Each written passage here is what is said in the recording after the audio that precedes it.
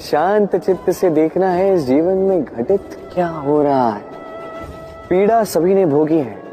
पीड़ा के समय कुछ क्रोध करते हैं, क्रोध में आके पराक्रम करते हैं। यही तो नहीं करना है। शांत चित्त से बस वो समझना है जो ये जीवन हमें सिखाना चाहता है।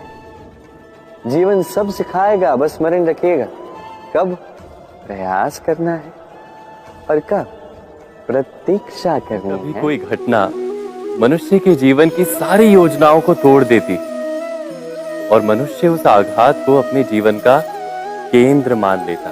पर क्या भविष्य मनुष्य की योजनाओं के आधार पर निर्मित होते हैं? नहीं।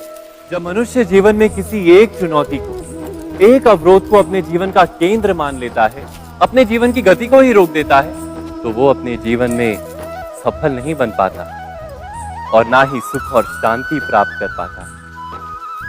अर्थात जीवन को अपने योग्य बनाने के बदले स्वयं अपने को जीवन के योग्य बनाना ही सफलता और सुख का एकमात्र मार्ग नहीं। ये बुरे भले व्यक्ति, ये अच्छे बुरे व्यक्ति सभी के जीवन में आते हैं और सभी को एक अमूल्य सीख दे जाते हैं। अब आप स्वयं ही सोचिए, जीवन में जब पहली बार आपने अग्नि को स्पर्श किया तब आपको यह सीख प्राप्त हुई कि मुझे अग्नि से थोड़ी दूरी रखनी चाहिए। फिर धीरे धीरे आपने सीखा कि कैसे इस अग्नि को नियंत्रण में रखना चाहिए।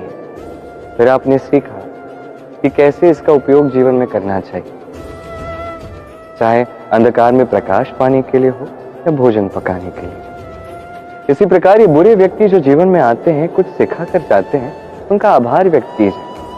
उनके विषय में बुरा सोचने की या बुरा अनुभव करने की आवश्यकता नहीं है। बस वो सीख प्राप्त कीजिए।